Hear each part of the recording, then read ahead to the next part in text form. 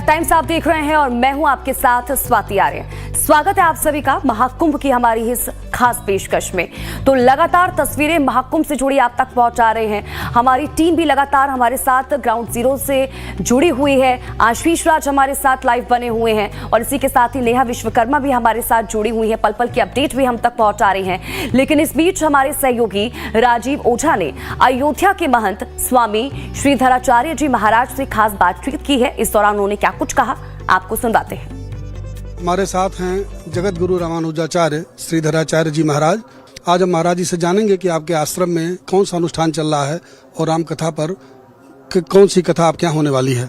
यहाँ पर अष्टोत्तर शत श्रीमद् भागवत का पारायण, यानी वृंदावन से, अयोध्या से, नैमिषारण्य से, चित्रकूट से, काशी से विद्वान आकर के यहाँ भागवत का पाठ कर रहे हैं। दक्षिण से आचार्य आकर के यहाँ यज्ञ कर रहे हैं। कल्पवासी लोग यहाँ निवास करते हुए जप तप अनुष्ठान कर रहे हैं। ये समस्त कार्यक्रम लोक कल्याण के लिए है और प्रतिदिन अहर्निश यहाँ पर भोजन भंडारा का कार्यक्रम भी चल रहा है, जहाँ एक तरफ बड़े बड़े प्रतिष्ठित संतों का सम्मान, विद्वज्जनों का सम्मान, साथ ही साथ दंडी सन्यासियों को यहाँ सम्मान। तो बीच बीच में हम लोग जैसे हरिभक्त हैं, स्वच्छता कर्मी लोग, उन लोगों को भी वस्त्र वितरित, भेंट प्रदान करना, ये सब कार्यक्रम भी यहाँ विधिवत चल रहा है। महाराज जी, प्रयागराज में महाकुंभ के अवसर पर राम कथा सुनने का कुछ विशेष महात्मा है, क्या ऐसा है? स्थान की बड़ी महिमा होती है। ये वही स्थान है जहाँ पर त्रिवेणी संगम है। तो गंगा यमुना में तो प्रत्यक्ष लोग स्नान करते हैं और तीसरा सरस्वती का स्नान संतों के मुख से श्री राम कथा, भागवत कथा, उपनिषद की कथा श्रवण करके तीसरी सरस्वती नदी में स्नान होता है लोगों का। इसलिए हमारे यहाँ श्री राम कथा, भागवत कथा ये पूरे महीना चल रहा है। विशिष्ट विभूतियों के भी यहाँ प्रवचन होते रहे हैं और हो रहे हैं।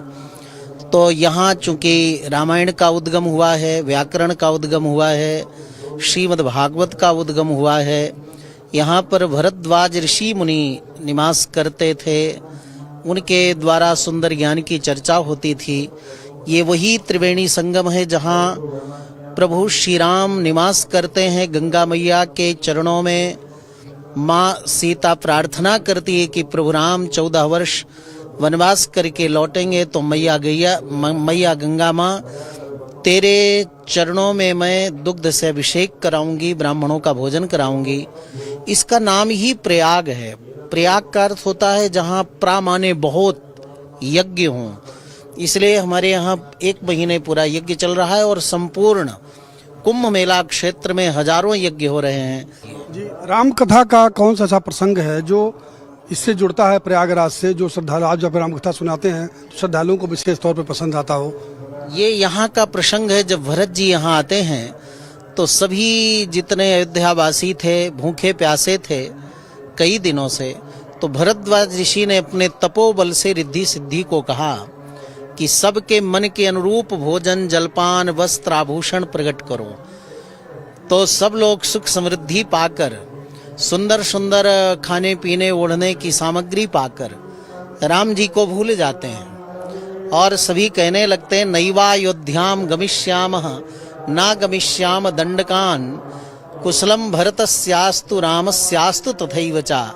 अब हम इसी आनंद में रहेंगे, हम न अयोध्या लौट कर जाएंगे न चित्रकूट जाएंगे।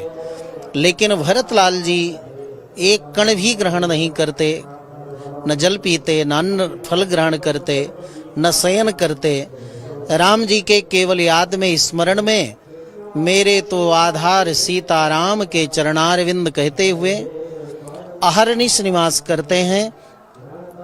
तो उनकी निष्ठा देख करके जितने अयोध्यावासी हैं सब भरतलाल जी के संग में चित्रकूट की ओर चले जाते हैं। तो लाइव टाइम से बातचीत के लिए बहुत बहुत धन्यवाद। अभी आप सुन रहे थे असरफी भवन के महंत जगत गुरु रामानुजाचार्य श्रीधराचार्य जी महाराज को। आपका बहुत बहुत धन्यवाद। और इस बीच